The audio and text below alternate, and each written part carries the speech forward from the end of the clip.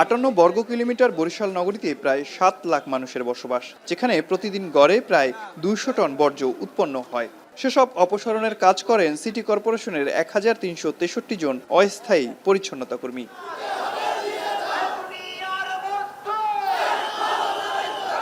তবে বেতন বোনাসের দাবিতে কয়েকদিন ধরে লাগাতার কর্মবিরতি পালন করায় থমকে গেছে নগরীর বর্জ্য ব্যবস্থাপনা।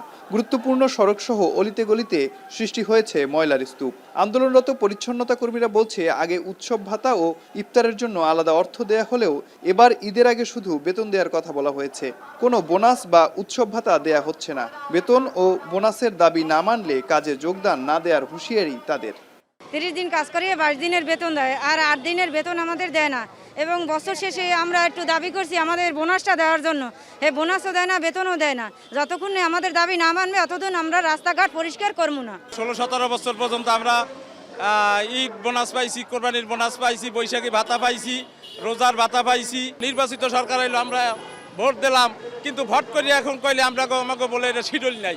30 দিনের বেতন দেয় না, 22 দিনের বেতন দেয়। আর বোনাস বেতন ছাড়ে বোনাস দেয় না।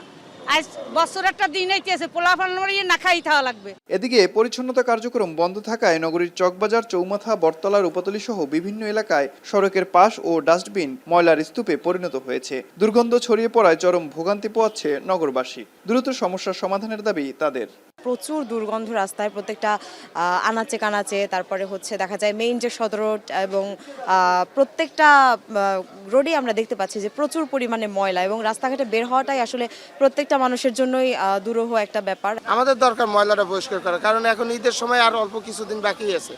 এখন যদি আপনার এগুলো পরিষ্কার না করে তাইলে আমাদের বেচা কিনে আর কবে করব? আমরা চাই আমাদের যারা জনপ্রতিনিধি আছেন এবং এই সরকারের কাছে আমাদের আশা থাকবে যে যাতে করে সিটি কর্পোরেশনের দ্রুত এই ময়লাগুলো সুন্দরভাবে আমাদের একটা সুন্দর একটা শহর উপহার দেয়।